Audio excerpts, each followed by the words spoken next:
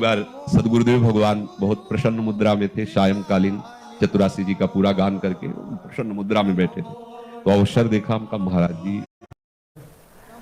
एक बार सदगुरुदेव भगवान बहुत प्रसन्न मुद्रा में थे। सायंकालीन चतुरासी जी का पूरा गान करके प्रसन्न मुद्रा में बैठे थे, तो अवसर देखा हमका महाराज जी। मन में एक बात आती है, डर भी लगता है कहीं आप डांट न दें, पर यदि आप कहे तो हम पूछे।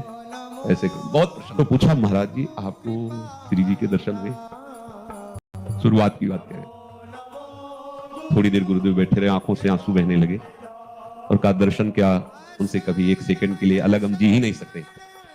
गुरुदेव भगवान ने कहा एक क्षण हम कभी श्री जी से अलग जी नहीं सकते। फिर गुरुदेव के पास एक छोटा सा बक्सा था, जब उस कुटिया से महाराज जी प्रस्थान किए दूसरी, तो वो बक्सा हमारे हाथ लग गया और उसमें महाराज जी के हाथ की डायरी थी। तो महाराज जी को पहला साक्षात्कार जुगल घाट सामने यमुना जी के पावन पुलिन पर रात्रि में हुआ। लाल जो बंशी बजा रहे थे, श्री जी नृत्य कर, महाराज जी ने एक उपासक कह करके उसमें लिखा था, एक रसिक उपासक, ऐसा अपने को संबोध पर वो महाराज जी के हाथ की राइटिंग उनकी लिखी हुई चतुराशी जी, और उसमें लिखा। तो महाराज जी का एक क्षण के लिए भी कभी श्री जी से अगर विलग हो जाए तो हम जी ही नहीं सकते। जैसा ध्रुवदास जी ने कहा, रही न सकत पल पल कन अंतर जैसे जल से मीन।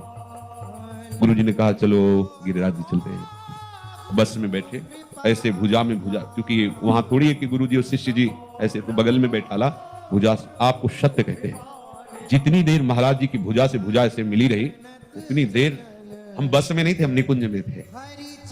मतलब जब बाहर उतरे, जे ही अलग हुए तो चिंतन रुक गया। महाराज जी की तरफ देखे, महाराज जी आप सदैव ऐसे जुड़े रहिए। अब का कुछ मुस्कुरा दिए।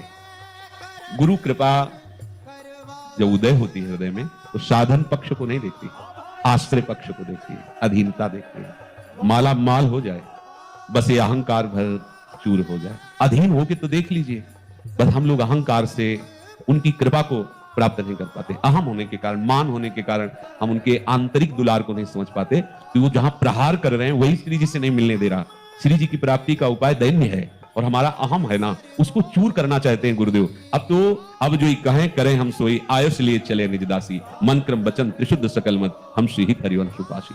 रात दिन आपका भजन ही माना जाएगा यदि आप आश्रित हो।